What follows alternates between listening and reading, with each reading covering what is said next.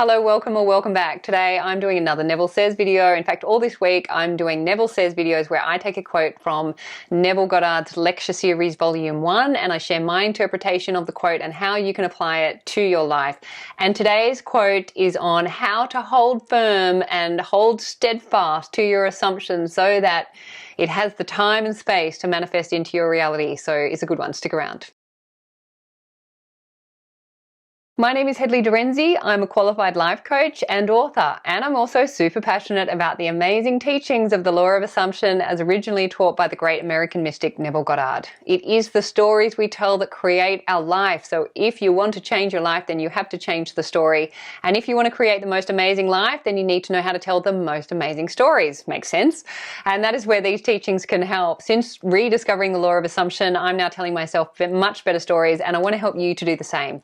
If you would like further support with this, I am available for one-to-one coaching. I also have a 21-day Set Yourself Up with the Ultimate Self-Concept course, or if you just want to stay connected, I am on Instagram. All of those details are in the box below. All right, let's get into it. Okay, so today's quote is again taken from Neville Goddard's lecture series, volume 1, where it is of 40 lectures, and today's quote is from the third lecture titled All Things Exist. I am just going to get into it, and in fact, just before I do, Neville Goddard is translating the Bible not as a historical account, but as a mystical teaching, a metaphysical text, which is how it was designed to be received, which is how it was originally written. I am in no way connected to organized religion. I don't prescribe to organized religion. I've had to overcome my own resistance to these kind of religious connotations. When I'm referring to these biblical teachings, as Neville was doing and as I am doing, it's very much from a mystical perspective. It's a metaphysical teaching,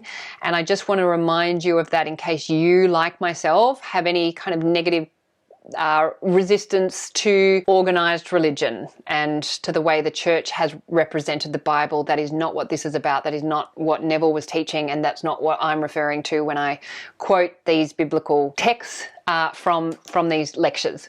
So I just want to make that point. Okay, so the quote is, "Go all out and walk on the water. Don't be like Peter, whose understanding told him imagination didn't make sense, symbolized as his feet, or you will drown in the sea of illusion. Imagination, speaking to his faith, said, 'Peter, come.' And as Peter walked, he looked down to see how this was possible and sank. My friend who did not look down walked on the water in the direction of his wish fulfilled, and it was." Now, Neville is referring to a story in the Bible in Matthew chapter 14 where Jesus commanded Peter to walk on water.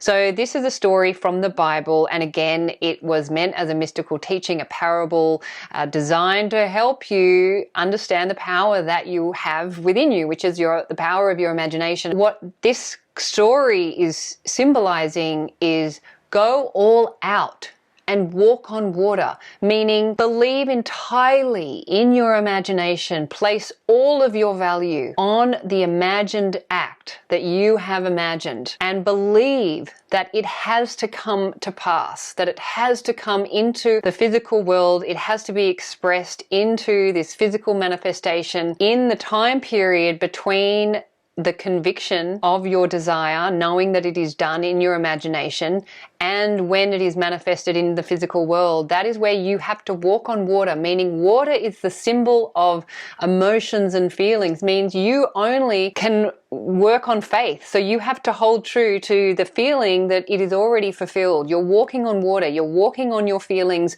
that wish is already fulfilled, because water is malleable. It's not steadfast. It's not firm. It's not fixed. So when you walk on water, you're having to walk in faith in the unseen. There is no evidence to support your desire is going to be fulfilled other than you knowing it is already done. It is already fulfilled. You can only hold true to that. You have nothing else to lean on, nothing else to base this manifestation, this knowing that this manifestation is going to come into physical reality other than your faith, other than your knowing that this is how this works, and knowing that your power is your imagination, that whatever you can hold in imagination and persist with has to be expressed in physical form, because that is the law. So when you walk on water.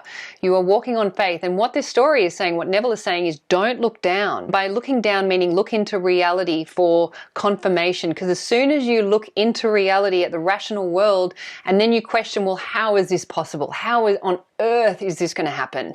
As soon as you do that, you doubt. What Neville teaches is that Satan, in the Bible, Satan is doubt. So that is what is meant by the devil. The devil is doubt. When you doubt something, immediately what you do is you fall into the illusion of reality and you lose connection to your true power, which is your imagination and the faith that is how this works. And that's the game. Like, we're going to be playing this game forever. It'll take us how long it takes to learn and how many times to practice this until you kind of go, okay, all right, I get it. My imagination is everything. That's all there is.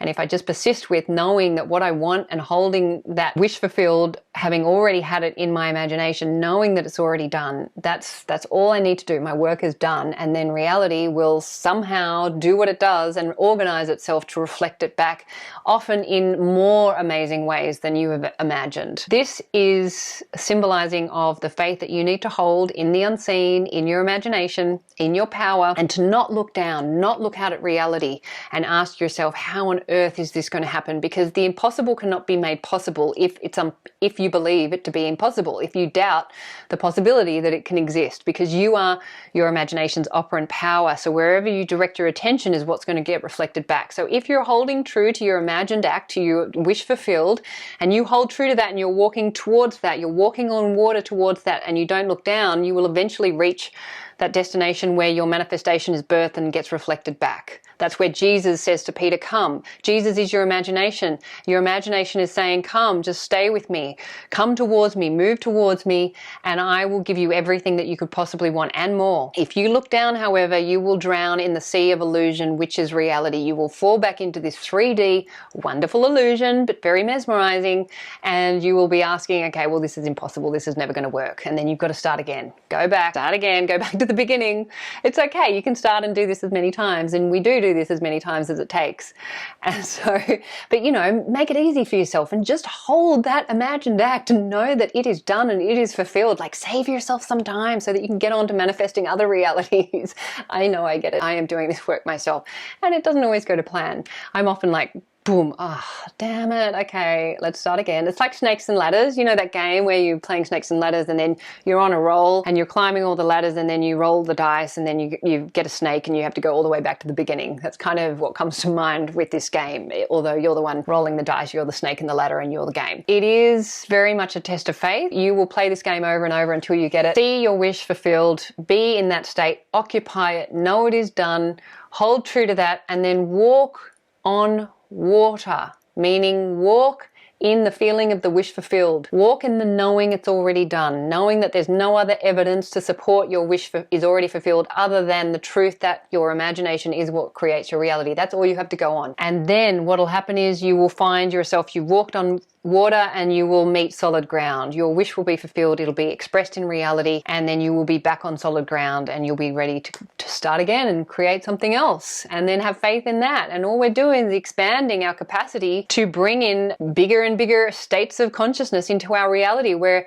about overcoming what we believe to be impossible. And as we experience something that we once believed was impossible in the physical world, as we make the impossible possible, we're actually expanding ourselves into more of who we are, which is imagination, which is God. And that's the game. I hope this has helped. Please remember that you are the creators of your reality. You are the superstar of your show. You are the producer, the writer, the director, and the actor in your movie. What you assume to be true will be so. So assume the best for you and assume the best for everyone in your movie too, and you will have an amazing life. This is my wish for you. Thank you for listening. If you found this useful, please feel free to like, comment, and share with family and friends. And if you would like to subscribe to my channel, I would love to have you. Thanks for listening, and I'll look forward to seeing you next time. Bye.